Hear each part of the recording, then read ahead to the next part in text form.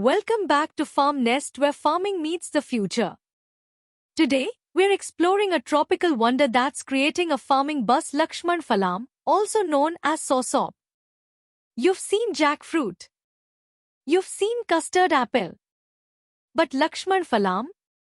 It's in a league of its own. With its spiky green skin and soft, tangy-sweet pulp, this fruit is more than just tasty, it's a superfood.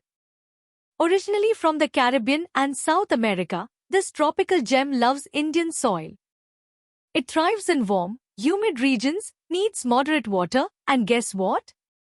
It's super low maintenance.